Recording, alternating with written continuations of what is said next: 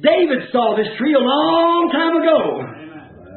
And of his writing of songs for something joyful, that's the first thing he wrote about. He saw this tree and it was planted by the rivers of water. This tree. He shall be like a tree. God's tree. Planted where? By the rivers. Rivers, plural.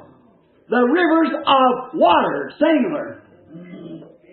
Not a Methodist, Baptist, Presbyterian, Lutheran, and so forth. No. Just rivers of one water. Amen. 9 spiritual gifts by the same Spirit.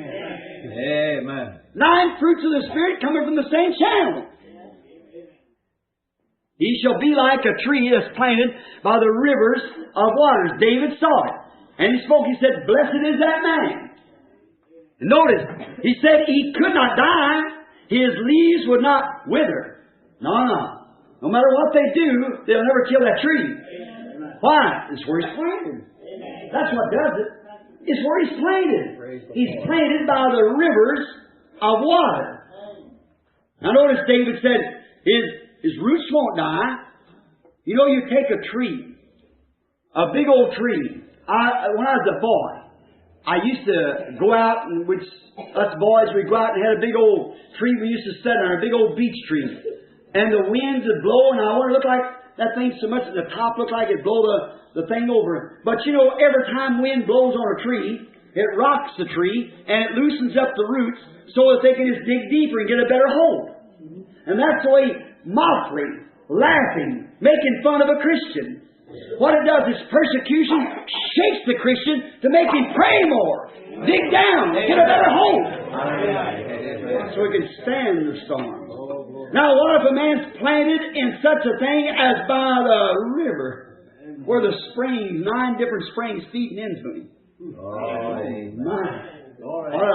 What an establishment he has. And a man that's planted by the rivers of water. One water, one Spirit.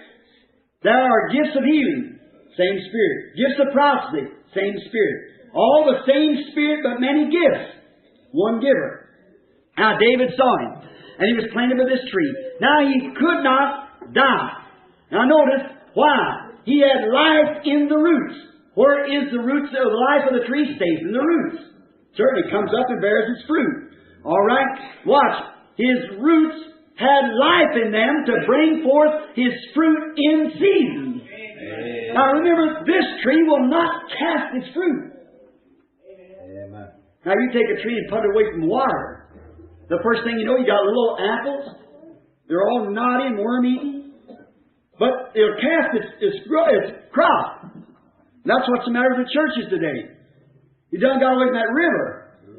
Got away from them gifts of the Spirit. They got this a church natural. And they get away from the spiritual gifts and the spiritual things, and they cast their fruit. What do?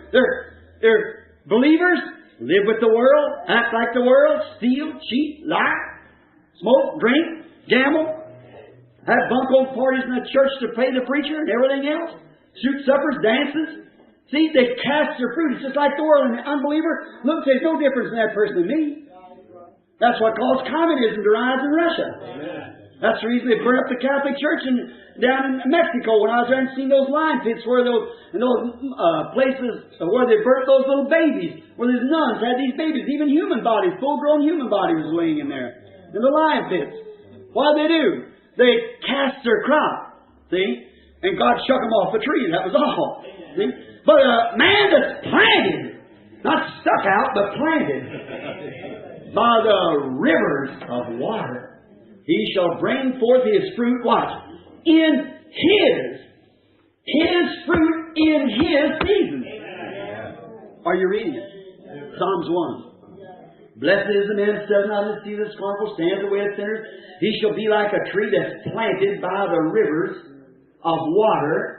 He shall bring forth his fruit in his season, and whatsoever he doeth shall prosper. See? Notice, ungodly is not so. And he won't stand with him in the judgment. See?